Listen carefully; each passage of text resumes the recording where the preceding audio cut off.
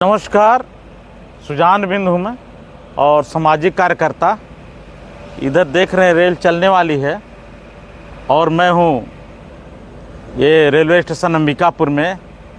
आप सोचते होंगे कि यहाँ पर क्यों, तो मैं आपको ये बताना चाहूँगा कि आज अगर इस वीडियो के माध्यम से आप इन्हें देख रहे हैं तो आपको लगता होगा कि ये कोई व्लॉगर हैं, कोई यूट्यूब क्रिएटर हैं या फिर कोई न्यूज़ रिपोर्टर हैं। तो आपको जो लग रहा है वैसा बिल्कुल भी नहीं है। आपको दिखने वाले शख्स जो कि अपने कोट में माइक लगा करके और एक वीडियो शूट कर रहे हैं। आपको बता दूं कि इनका नाम है सुजान बिंद और ये उप मुख्यमंत्री टी.एस. सिंहदेव के खिलाफ चुनाव लड़ रहे हैं, जो कि छत्तीसगढ़ का विधानसभा चुनाव में एक प्रत्याशी के रूप में खड़े हुए हैं। दोस्तों, कहा जाता है कि अगर हौसला बुलंद हो और कुछ करने का जज्बा हो और कुछ करने और कुछ पाने की चाहत हो तो इंसान किसी भी परिस्थिति और किसी भी समस्या से लड़ सकता है। भले ही सुजान बिंद के पास उतना आर्थिक मजबूती नहीं है, फिर भी उनके अंदर सामाजिक कार्यकर्ता होने की वजह से अपने समाज, अपने भाइयों और अपने विधानसभा क्षेत्र में एक अच्छी सेवा देने के कारण इन्हें अपार समर्थन मिलता हुआ दिखाई दे रहा है। इस छत्तीसगढ़ में यदि एक मंत्री है, एकाध मंत्री है तो मात्र रेणुका सिंह जी हैं। इसके बावजूद भी इन्होंने सरगुजा का विकास नहीं किया और यही कारण है बीजेपी वाले जाने कि ये कुछ कर नहीं रही हैं, ये फ्लॉप हो चुकी हैं, तो उधर ले जा कर के आपका मनेंद्रगढ़ तरफ भरतपुर में जा कर के चुनाव लड़ा दिए। दूसरी, इन्होंने कहा है कि यदि मैं मुख्यमंत्री नहीं बन पाया तो विधायक से इस्तीफा दे दूंगा। अभी वर्तमान में स्थिति क्या है कि इन्होंने कोई काम तो किया नहीं। ये चैलेंज किए थे हसदेव में कि यदि जंगल कटता है तो पहली गोली मैं खाऊंगा। आज जंगल कट गया और कुछ भी नहीं हुआ। नमस्कार, सुजान बिंद हूँ मैं और सामाजिक कार्यकर्ता। इधर देख रहे हैं रेल चलने वाली है और मैं हूँ ये रेलवे स्टेशन अंबिकापुर में।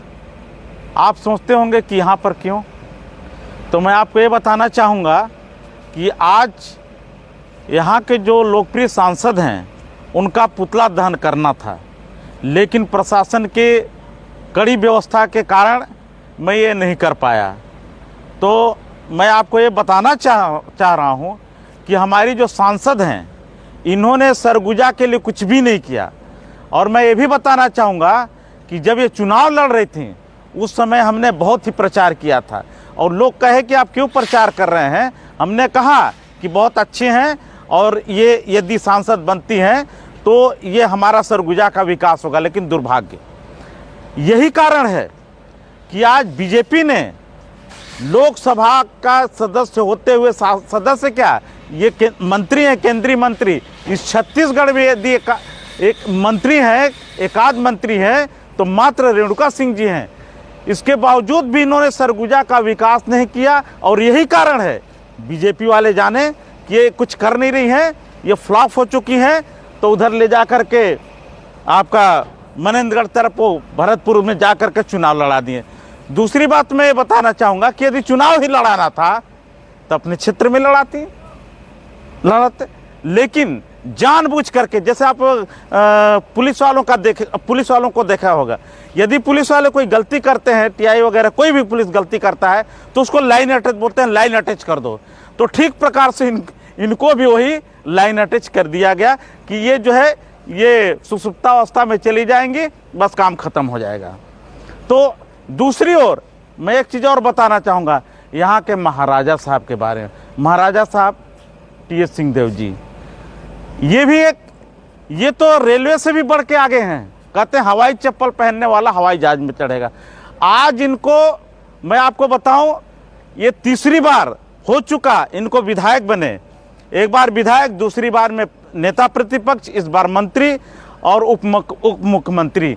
इसके बावजूद भी रेलवे का कोई विस्तार नहीं हुआ।